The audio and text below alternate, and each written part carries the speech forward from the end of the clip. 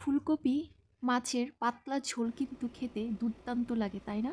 ফুলকপি কিন্তু এমন একটা সবজি, অনেকভাবেই খাওয়া যায়। ফুলকপি পাকোড়া করে খাওয়া যায়, মাছ দিয়ে রান্না করে খাওয়া যায়, ভাজি করে খাওয়া যায়। তারপর আরও আর কি করে খাওয়া যায় বলেন তো? আরও অনেকভাবেই কিন্তু রান্না করে খাওয়া যায়। তো আজকে আমি রান্না করছি ইলিশ মাছ দিয়ে ফুলকপির আলুর ঝোল। তো তার জন্য আমি মাছগুলোকে একটু লবণ আর হলুদ দিয়ে মাখিয়ে নিয়েছি। আর মাছগুলো খুব হালকা করে ভেজে নিয়েছি, খুব বেশি একটা কড়া ভাজা দিব না, যেহেতু তরকারি রান্না করব। মাছগুলো ভাজা হয়ে গিয়েছে, এখন মাছগুলোকে তুলে নিব। আর সেই ভাজা মাছের তেলের মধ্যেই আমি প্রথমে দিয়ে দিব কেটে রাখা আলুগুলো, তারপর দিয়ে দিব সিম আর ফুলকপিগুলো। সবজিগুলো দিয়ে আমি দিয়ে দিব লবণ দিয়ে এখন একটু ভেজে নিব। আর ঢাকনা দিয়ে দিব যেন সবজিটা একটু সফট হয়ে যায়।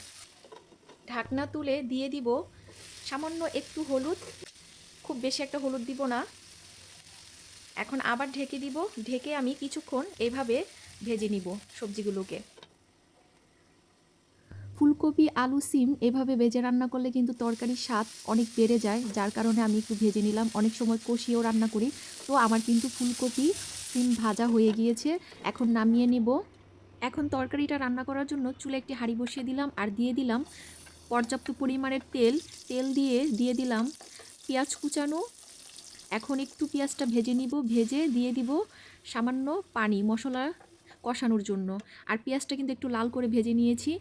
দিয়ে দিলাম পরিমাণ মতো হলুদের গুঁড়া, আর দিয়ে দিলাম 1 চা চামচ মরিচের গুঁড়া, 1 চা চামচ লবণ।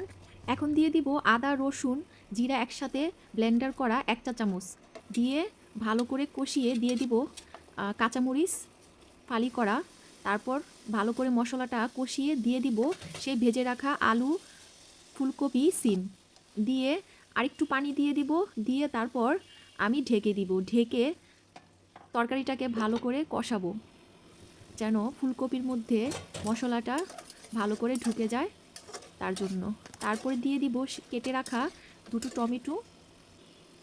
টমেটোগুলো দিয়ে একটু নেড়ে তারপর ঢেকে দিব, ঢেকে কিছুক্ষণ কষিয়ে নিব। কষানোর পর দিয়ে দিব গরম করে রাখা পানি। আগে থেকে আমি পানিটাকে ফুটিয়ে রেখেছি তরকারিতে দিব বলে। তরকারিটার আমি একটু নেড়েই আবার ঢেকে দিব ফুটে আসার জন্য। তরকারিটা যখন ফুটে আসবে তখন দিয়ে দিব সেই ভেজে রাখা ইলিশ মাছগুলো। এই মাছগুলো একটু ছোট সাইজের। এখন মাছগুলো দিয়ে আমি কিছুক্ষণ রান্না করব, করলেই কিন্তু আমার তরকারিটা একদম রেডি। এই যে পরিবেশন করে নিচ্ছি, কেমন হয়েছে রান্নাটা কমেন্ট করে জানাবেন।